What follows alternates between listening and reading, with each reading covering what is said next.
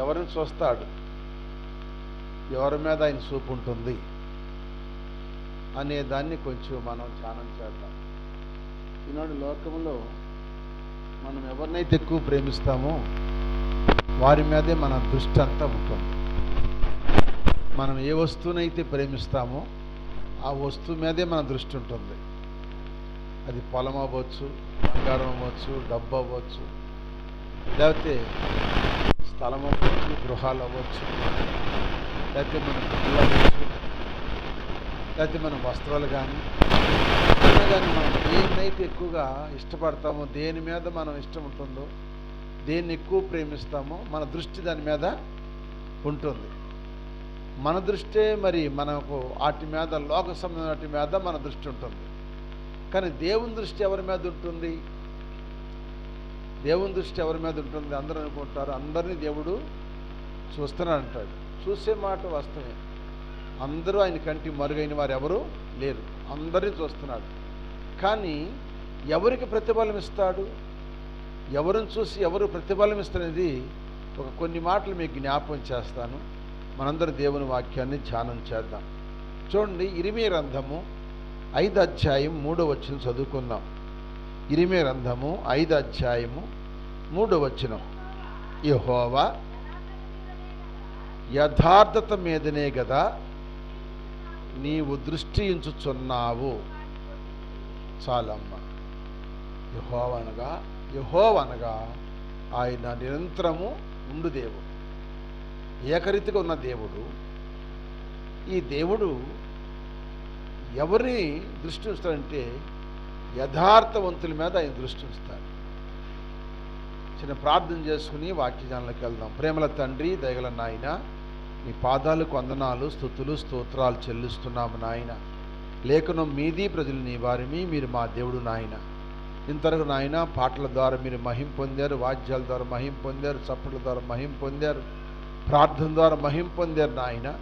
మీ పాలన నిలబడి ఉండగా నాయన నన్ను మరుగుపరిచి మీరు మాట్లాడమని యేసయ్య నామములో వేడుకొని ప్రార్థిస్తున్నాము తండ్రి, ఆమేన్. ఇక్కడ ఆయన దృష్టి ఎవరి మీద ఉంటుందంటే యథార్థవంతుల మీద ఉంటుందంట. యథార్థవంతులంటే ఒకరి సొమ్మును ఆశించేవారు కారు, ఒకరి మీద అబద్ధ సాక్ష్యం పలికేవారు కాదు, ఒకరిని మోసం చేసేవారు కాదు. వారు యథార్థంగా ఉంటారు. పెద్దలు అంటారు తమ్ముడు తనుడైనా ధర్మం మాటలు అంటారు. వారు తమ్ముడైనా ఇంకోళ్ళైనా యథార్థత, తప్పు ఎవరిలో ఉందో, నీతి ఎవరిలో ఉందో దాన్నే మాట్లాడేవారే యథార్థవంతులు. అంటే ఉన్నది ఉన్నట్టుగా మాట్లాడేవారు, ఉన్నది ఉన్నట్టుగా బోధించేవారు, ఉన్నది ఉన్నట్టుగా చేసేవారు యథార్థవంతులు. అందుకే ఆ యథార్థవంతుడు మనకందరూ తెలుసు. యోబు గ్రంథం మొట్టమొదటి అధ్యాయము 1వ వచనంలో మనకు కనపడుతుంది. దేవుడు ఆయన గురించి సాక్ష్యం ఇస్తున్నాడు. ఊజు దేశమందు యోబు ఒక మనుషుడు ఉండెను, అతడు యథార్థవంతుడు అంట, న్యాయవంతుడు, దేవుని యందు భయభక్తులు కలిగి చెడుతనము నిస్తరించిన వాడు. అతనికి 7 కుమారులను 3 కుమార్తెలు కలిగిరి. అతనికి 7,000 గొర్రెలు, 3,000 ఒంటెలను, అతను 500 జతల ఎడ్లను, 500 ఆడగాడిదలను కలిగి బహుమంది పనివారును అతనికి ఆస్తిగా ఉండెను. కనుక తూర్పు దిక్కు జనులందరిలో అతడే గొప్పవాడుగా ఉండెను. చాలండి. ఎవరంటే గొప్పవారుగా ఉంది? తూర్పు దిక్కున. ఊజు దేశం ఏ పక్కన ఉందంటే తూర్పు దిక్కున ఉంది. ఈ తూర్పు దిక్కునున్న దేశంలో యోబు గారు ఉన్నాడు. ఆ యోబు గారి గురించి దేవుడు చెబుతున్నాడు. అతడు యథార్థవంతుడు అంటున్నాడు. యథార్థత అంటే ఉన్నది ఉన్నట్టుగా మాట్లాడేవారే యథార్థవంతుడు. ఒకరికి అపకారం చేయని వారు. చేతనైతే ఉపకారం చేస్తారు, లేకపోతే పక్కింటికన్నా బొమ్మంటారు. కానీ ఆ యథార్థవంతుల మీదే దేవుని దృష్టి ఉంటుందని లేఖనం సెలవిస్తుంది. మరి ఆయన దృష్టి యథార్థవంతుల మీద ఉంటే వారు ఎలా ఉంటారు? వారు ఎలా ఉంటారంటే సామెతల గ్రంథములో ఓ చక్కని మాట 14 అధ్యాయము 11 వచనం. 14 అధ్యాయము 11. అమ్మా, భక్తిహీనులు నిర్మూలమగును, యథార్థవంతుల గుడారము అది. భక్తిహీనంగా నువ్వు ఎంత సంపాదించినా, భక్తిహీనులు ఎంత సంపాదించినా, లంచం తీసుకున్నా, మోసం చేసినా, దగా చేసినా, అప్పు తీసుకుని ఎగ్గొట్టినా, ఎన్ని చేసినా వాళ్ళు నిర్మూలం అయిపోతారంట. వాళ్ళు ఏమైపోతారు చెప్పండి? నిర్మూలం అయిపోతారు. ఉన్నా లేకపోయినా ఉన్నదాంతో తృప్తిపడి యథార్థంగా బతికేవాడు గుడారము అనగా అతని ఇల్లు వర్ధిల్లిద్దంట రోజు. హల్లెలూయా. అందుకే యథార్థం మీదే దేవుడు మనసు ఉంచాడు, యథార్థవంతుల మీదే దృష్టి ఉంచాడు. ఈ కడవరి దినాల్లో మనము కూడా యథార్థత కలిగి ఉన్నట్టయితే దేవుని దృష్టి మన మీద ఉంటుంది. హల్లెలూయా. ఆ దృష్టి మన మీద ఉంటే మనందరం వర్ధిల్లుదుగాక. హల్లెలూయా. వర్ధిల్లుతాం. దేవుడు వర్ధిల్ల చేయాల్సిందే. కానీ మనుషుడు ఎంత మోసం చేసి, ఎన్ని అబద్ధాలు ఆడి, ఎంత అన్యాయంగా సంపాదించినా, అన్యాయంగా కట్టుకున్నా అది ఒక రోజునంతా అది ఎందుకు పనికి రాకుండా, ఉపయోగం లేకుండా పోతుంది. భక్తులు ఏమవుతారంట? నిర్మూలం అయిపోతారంట. అంటే వాళ్ళు ఉండరు. హల్లెలూయా. వాళ్ళు ఉండరు. కనుక ప్రియమైన దేవుని బిడ్డలారా, యథార్థం కలిగి ఉన్నప్పుడు దేవుడు తప్పక ఈ దినం కాకపోయినా ఇంకో దినమున, ఇంకో దినం కాకపోయినా ఇంకో నెలకైనా, ఇంకో నెలకు కాకపోయినా ఒక సంవత్సరానికైనా దేవుడు మనలను వర్ధిల్ల చేయునుగాక. అందుకని వర్ధిల్లాలి. మనం వర్ధిల్లేవారిగా ఉండాలని దేవుని వాక్యం చదివిస్తుంది. మనం వర్ధిల్లేవారిగా ఉండాలని దేవుడు ఆశపడుతున్నాడు. వారి మీదే ఆయన దృష్టి ఉంచాడు. మన యథార్థతే మనల్ని కాపాడుతుంది, మన యథార్థతే మనల్ని ఆశీర్వదిస్తుంది. ఆ యథార్థవంతులకే దేవుడు కృప చూపునుగాక.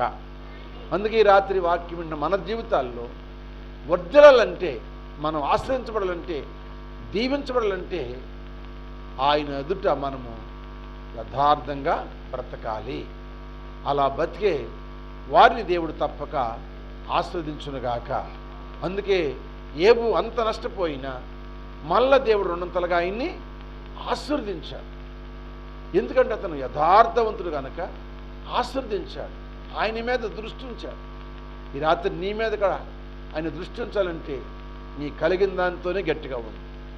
ఒకరిని ఎవరిని మనం మోసం చేయొద్దు, ఒకరిది ఎవరిది మనం ఆశించవద్దు, ఎవరిని మనం గురించి సనుక్కోవద్దు, గొనుక్కోవద్దు.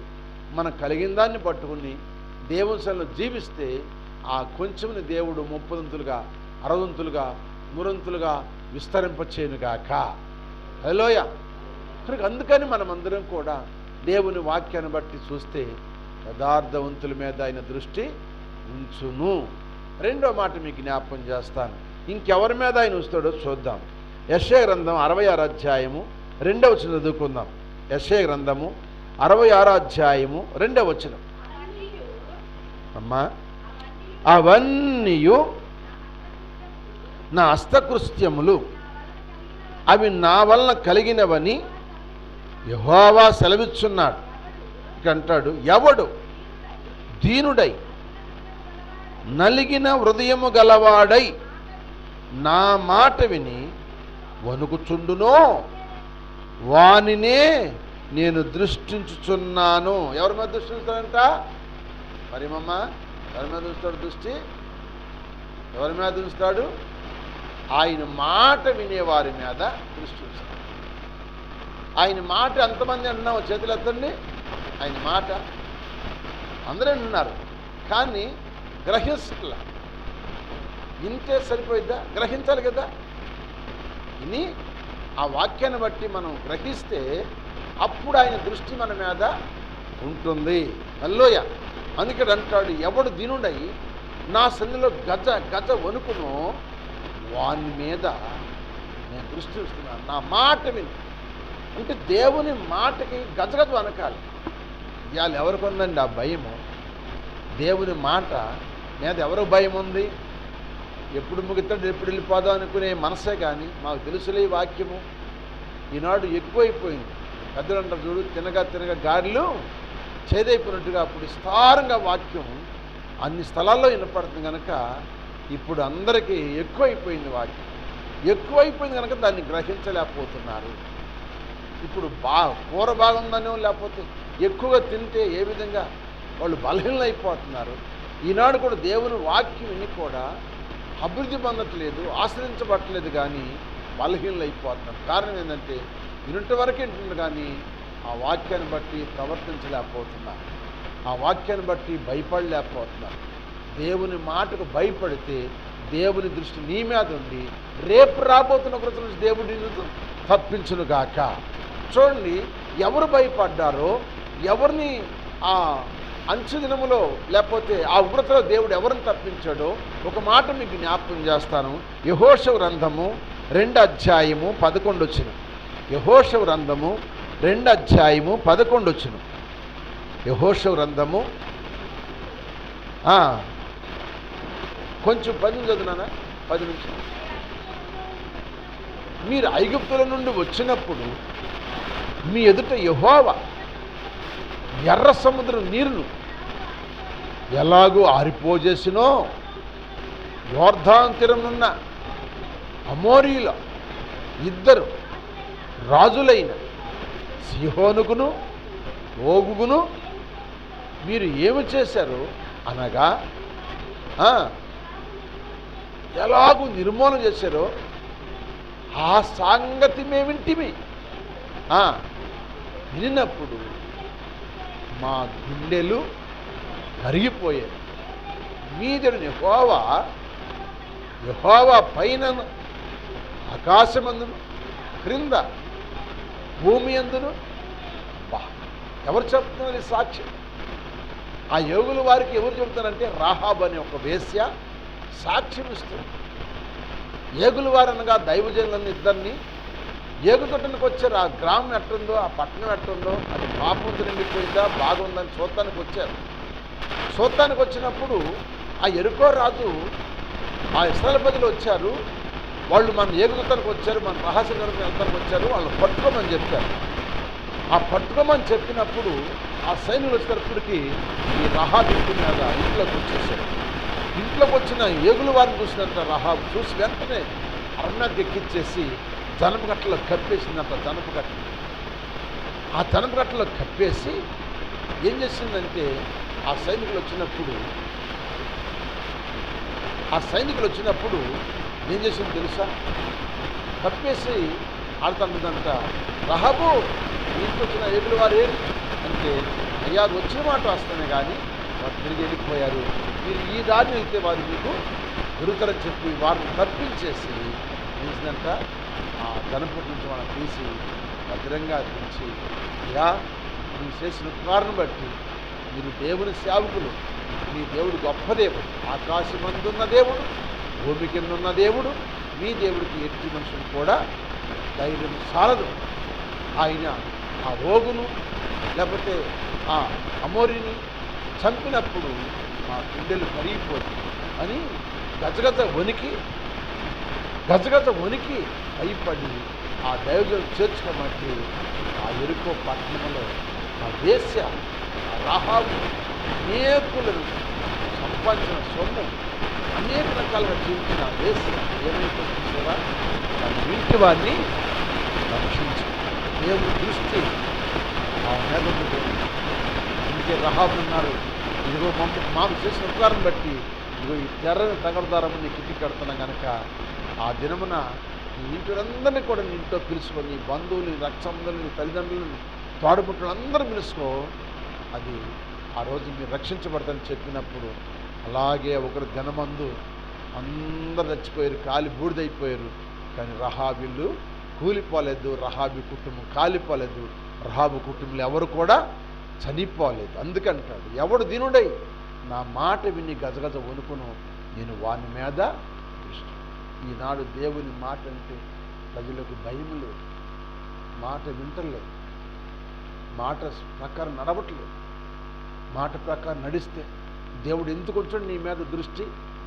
నీ మీద దృష్టి ఉంచి నీ మీద రాబోయే ఉగ్రత, శాపము, రాగము, పాపము, లేకపోతే యాక్సిడెంటు, ప్రమాదాలు, తెగుళ్ళు నీ మీద ఎందుకు తప్పించడు? నీకు భయం లేదు దేవుని మాట అంటే. దేవుని మాట సేవకుడు చెబుతున్నాడే అని భయం లేదు. ఇంకా సేవకుడి మీద నిందేయటం లేకపోతే అవమానిష్టం జరుగుతుంది. కానీ దేవుని సేవకుడు దేవుడు మాట చెబుతున్నాడే బైబిల్ నుంచి మనకి, మనం ఆయన యందు దృష్టి ఉంచుదామే, ఆయన మాట విందామని మనం ఎన్నుకుంటే దేవుడు తప్పక మిమ్మల్ని రేపు రాబోతున్న ఉగ్రత నుంచి దేవుడు తప్పించునుగాక. లేకపోతే తప్పించబడు.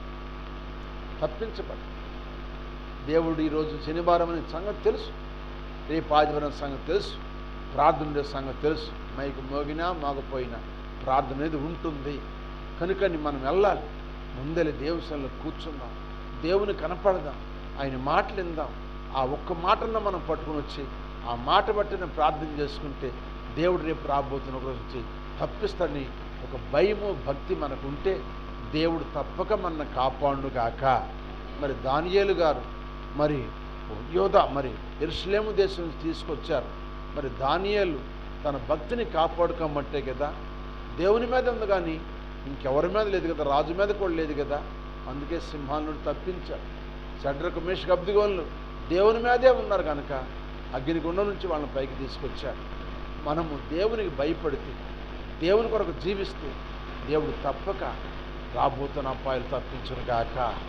అందుకే సొలొమోను భక్తుడు అంటాడు, ఉగ్రదినం మందు ఆస్తి అక్కడికి కాదు, నీతి మన నుండి రక్షించినట్టాడంటే ఆ నీతి గల్ల దేవుడు యేసయ్య. ఆ యేసయ్య కలిగిన మనము గజగజ వనకాలి. దేవుని మాటకు భయపడాలి. దేవుని మాటకు నువ్వు ఎప్పుడైతే భయపడతావో నిన్ను బట్టి దేవుడు ఆశీర్వదించునుగాక. నిన్ను బట్టి దేవుడు దీవిస్తాడు, నిన్ను వర్ధిల్ల చేస్తాడు. ఒకటి మొట్టమొదటి మన యథార్థం కలిగి ఉంటే ఎవరికి అన్యాయం చేయకుండా మనం కలిగిన దాన్ని మనం గట్టిగా పట్టుకుని శాతన ఇతరులకు సహాయం చేద్దాం, శాత కాకపోతే వదిలిపెట్టేద్దాం. దేవుని కలిగి ఉంటే దేవుడు దృష్టి మన మీద ఉంచి మన వర్ధిల్ల చేస్తాడు. రెండవది చెప్పండి, దేవుని యందు మాట వింటే, ఎవరి మాట అమ్మా? మనం మనుషుల మాట అంటాం కానీ దేవుని మాట వినాం. అధికారులు వచ్చి చెబితే మాట అంటాం లేదా? మన అధికారులు ఉన్నారు, మున్సిపాలిటీ, పోలీసు, గవర్నమెంట్ వారు ఉన్నారు, అధికారులు ఉన్నారు. వారు చెప్తే ఆ మాట గరగరా వింటాం.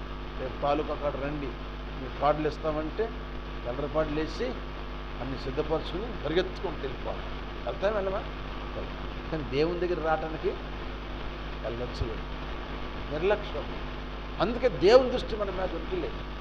అందుకే మనకు శ్రమలు, అందుకే మనకు బాధలు, అనేకమైన ఇబ్బందులు, ఇరుకులు ఎందుకు వస్తుందంటే దేవుని మాట మనము వినటం లేదు. అందుకే దేవుని వాక్యం యాకోబు వినుటకు ఎగిరిపడమంటాడు, మాట్లాడటానికి నిదానించడం. దేవుని వాక్యం వినటానికి ఎగిరిపడు. లోక సంబంధమైన మాటలు వినటానికి కాదు నువ్వు ఎగిరిపడేది, దేవుని మాటలు వినటానికి నువ్వు ఎగిరిపడిరా. దేవుణ్ణి ఆశీర్వదించిన కాక రాబోతున్న తప్పిస్తాడు. ఇప్పటికే మరి తెగుళ్ళు వచ్చేసి చాలా భయంకరంగా ఉంది కనుక మనం జాగ్రత్త పడదాం, మనం ఆయన మాటకు ఒలుగుదాం, ఆయన మాటకు భయపడదాం. అలా ఉంటే దేవుడు తప్పక మనం రాబోతున్న రోజు దేవుడు తప్పించునుగాక. మూడో మాట కూడా చెప్పి నేను ముగిస్తాను త్వరగా. చూడండి, మూడో మాట ఏంటంటే చూడండి, రాజుల మొదటి గ్రంథము 9వ అధ్యాయము 3వ వచనం చదువుకుందాం. అది అట్టగుంచమ్మా, 3వ మాట అట్టగుంచు. ఈ మాట మీకు పూర్తిగా వినిపించాలని మర్చిపోయి ఒక వాక్యం మీకు జ్ఞాపకం చేస్తాం. అంటే దేవుని మాట మనం వింటే రేపు రాబోతున్న రోజు తప్పించబడతాం కదా. ఆయన మాట వింటున్నామని చెబుతారు చాలా మంది, అబద్ధం ఆడతారు. వింటా అంటారు కానీ అబద్ధం ఆడతారు. అందుకే దేవుడికి అంటాడు ఒక మాట, లోకాసు వార్త రండి, లోకాసు వార్త 6వ అధ్యాయము 46వ వచనం చూడండి. 6వ అధ్యాయము 46వ వచనం. నేను చెప్పు మాటల ప్రకారము మీరు చేయక ప్రభువా ప్రభు అని, అది నన్ను పిలుచుకెందుకు? నా యొద్దకు వచ్చి నా మాటలు విని వాటి చొప్పున చేయి ప్రతివాడు ఎవరి పనులు ఉంటాడు తెలుసా? నీకు తెలియజేస్తా. వాడు లోతుగా తోడు కొండ మీద పునాది వేసిన వాడు ఓలి చాలా చూసావా, ఆయన మాట వింటున్నాం అంటున్నారు కానీ ఇంట్లో చాలా మంది వింటున్నారా చెప్పండి. అక్కడ ఏసై చెబుతున్నాడు, మళ్ళీ ఆ మాట మొట్టమొదటి మాట ఏసై ఏమంటున్నాడు, అది నేను చెప్పిన మాట మీరు చేయక. ఏమన్నారంట ఆయన ఇక్కడ ఏసై అన్నాడు, నేను చెప్పిన మాట మీరు చేయట్లేదు, మీరు చేయకుండా నేను ఏమంటారు, నన్ను ప్రభువా ప్రభు నన్ను పిలుస్తా. అది ఆయన చెప్పిన ప్రకారం మనం చేయము, కానీ మనం మాత్రం ప్రభువా ప్రభువా ప్రభువా అంటాం. హల్లెలూయా. అది చేయాలి, మనము చెప్పిన మాట ప్రకారం చేస్తే అప్పుడు దేవుడు మనని ఉగ్రత తప్పిస్తాడు. అందుకుంటున్నాడు, ఒక వ్యక్తి ఇల్లు కట్టాలంటే చాలా లోతులతోటి బండేసి ఇల్లు కడతాడు. ఆ బండ మీద ఇల్లు కట్టిన వాడు అది వరదొచ్చినా వాన వచ్చినా గాలి విసిరినా ఆ ఇంటి మీదకి వచ్చినది ఏమిటంటే అన్నే పడ్డాడు. కానీ క్లీన్గా ఎక్కడ చెప్పాడంటే మత్తయి సువార్త 7:24 చెప్పాడు. మత్తయి సువార్త 7:24 చెప్పాడు. ఏం చెప్పాడంటే, ఈ నా మాటలు విని అంటాడు. అది కాబట్టి ఈ నా మాటలు విని అది వాటి చొప్పున చేయి. ప్రతివాడు బండ మీద తన ఇల్లు పట్టుకొని బుద్ధిమంతుని పోయాడు. ఇక ఆ బుద్ధిమంతుని వాన కురిసినా వరదొచ్చినా గాలి విసిరినా ఆ ఇంటి మీద ఎందుకంటే ఆయన మాట చొప్పున పట్టుకుంటావు. నేను ప్రవచనాలు ఆయన మాటని భయపడితే తప్పగా రేపు రాబోతున్న దేవుడు తప్పించినదాకా. మూడో మాట చదవనప్పుడు రాజుల మొదటి గ్రంథము 9:3 చదవమ్మా. అతనితో ఇలాగూ సెలవిచ్చాను, నా సముఖమును నువ్వు చేసిన ప్రార్థన విన్నపములను నేను అంగీకరించాను. నా నామమును సదాకాలం ఉంచుటకు నువ్వు కట్టించిన ఈ మందిరమును పరిశుద్ధపరిచి ఉన్నాను. నా దృష్టియు నా మనస్సును. అది ఆమె చెప్పండి. ఆయన దృష్టి ఎక్కడుంటుంది? మూడో మాట ఎక్కడుంటుంది? మందిరం మీద ఉంటుంది. అక్కడ సొలొమోను గారు ప్రార్థన చేశాడు. ప్రార్థన చేసి మందిరం కట్టి ప్రార్థన చేసినప్పుడు ఆయన చెబుతున్నాడు, సొలొమోనా నా కుమారుడా, నా దృష్టి నా మనసు ఇక్కడే ఉంటుంది. ఎవరు ప్రార్థన చేస్తారో వారి మీదంట దేవుని దృష్టి ఉండును కాక. మరి మనం ప్రార్థన చేస్తున్నాము. మనం నిజంగా ప్రార్థన చేస్తే తప్పక మన వైపు ఆయన చూస్తాడు. మన ప్రార్థనకు ఆయన జవాబు ఇస్తాడు. హల్లెలూయా. ఎవడా ఆయన అన్యాయస్తుడా? ఆయన అన్యాయస్తుడు ఏమాత్రము కాడు. కానీ మనమే అన్యాయస్తుడు. మనం చేయట్లేదు ప్రార్థన. ఏదో నీ స్తోత్రం నా గాత్రం అంటాం, నా గాత్రం అంటాం, పట్టుకుంటాం.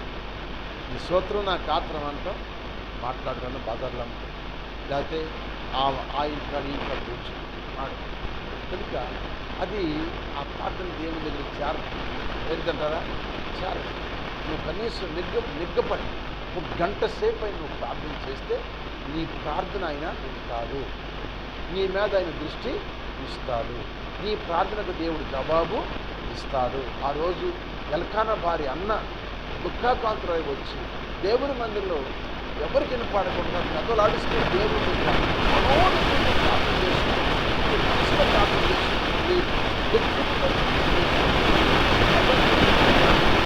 ఏమి స్వరూపం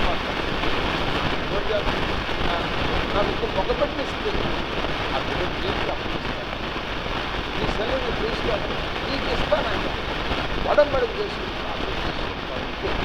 ఆ దైవం చెప్తాడు, చెప్పండి దైవం అన్నాడు, మత్రాలా ఏమంది? ఏం వాడా మత్రాలు కాదు. అది ఇంకోళ్ళు అయితే ఏమంటారు? ఇంటికాడ పోరు పడలేక ఏడకొచ్చి ప్రార్థన చేసుకుంటే అదేమో గొడ్రాలు అంటుంది, ఈయనేమో మత్రాలు అంటున్నాడు. అసలు ఇంక నేను ఏడకి వెళ్ళాలి? ఇప్పుడు మందిరంలోకి వస్తున్నాము మత్రాలు అంటున్నాడు, ఇంటికి వెళ్తేనేమో గొడ్రాలు అంటుంది.